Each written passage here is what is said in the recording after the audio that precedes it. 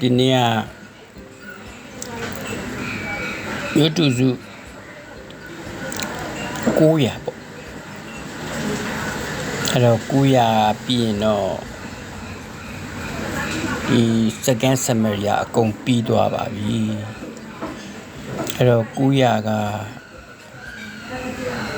ဒီ910ကနေပြီးတော့920 30 40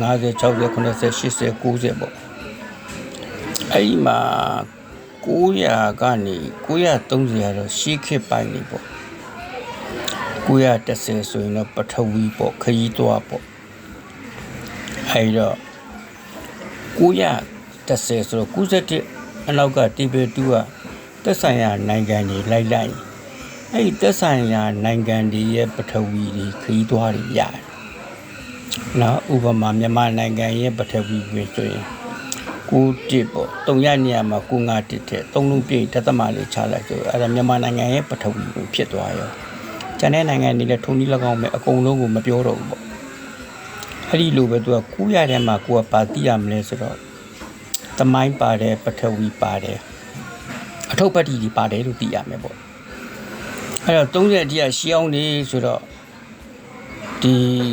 940ပေါ့နော်ခေတ်သစ်ဥရောပသမိုင်းဆိုတော့အနီရောင်လေးတွေနဲ့ပြထားတယ်အဲ့တော့အဲ့ဒါက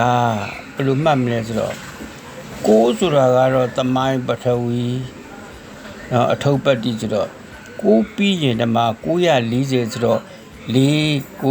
4 9 5 9 6 9 8 9ပေါ့အဲ့4ကနေပြီးတော့ဒါမှတ်ဖူးတယ်နော်4ဒီအနီရောင်လေးတွေကြည့်လိုက်ဥရောပ5ဒီအာရှ6ဒီအာဖရိက9ဒီမြောက်အမေရိက10ဒီတောင်အမေရိက9ဒီအာသာအခြားအဲ့တော့အဲ့ဒီအစဉ်လေးတိုင်းမှတ်လေ9ကသမိုင်း4ဒီပါလဲဘသူရဲ့သမိုင်းလဲဥရောပအဲ့တော့ဥရောပတိုင်းမှာရှိတဲ့နိုင်ငံတွေရဲ့သမိုင်းဆိုရင်သွားရှာလိုက်ကဲငါဆိုရင်အာရှဆိုရင်လည်းဒီမှာနော်အနောက်မှာမြန်မာနိုင်ငံဆိုရင်951ပေါ့3လုံးပြည့်တသမချမြန်မာနိုင်ငံသမိုင်းဖြစ်သွားထိုနည်း၎င်းပဲနော်အာဖရိကမြောက်အမေရိကတောင်အမေရိကအဲ့တော့သက်ဆိုင်ရာတိုက်တီမှာရှိတဲ့နိုင်ငံတွေရဲ့သမိုင်းတွေလိုချင်နေဆိုရင်ဒီနည်းနဲ့ပဲသွားပေါ့ဒါကတော့သက်ဆက်မယ်ဒီမှာအကုန်လုံးပါပြီးသားပေါ့နော်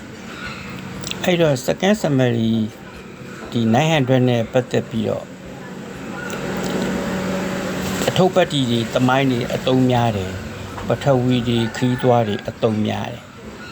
သက်ဆိုင်ရာနိုင်ငံတွေရဲ့သူကတီဗီ2နဲ့ပေါင်းမယ်အဲ့တော့တီဗီ2ကလည်းဒီတီဗီတွေအကြောင်းပြောတော့ကတော်တော်လေးပြောပြီးသွားပြီဘယ်လိုမှတ်ထားလဲဆိုတော့နော်တီဗီ2 area တွေနိုင်ငံတွေရဲ့ area တွေကိုအကုန်လုံးသူချပြထားတယ်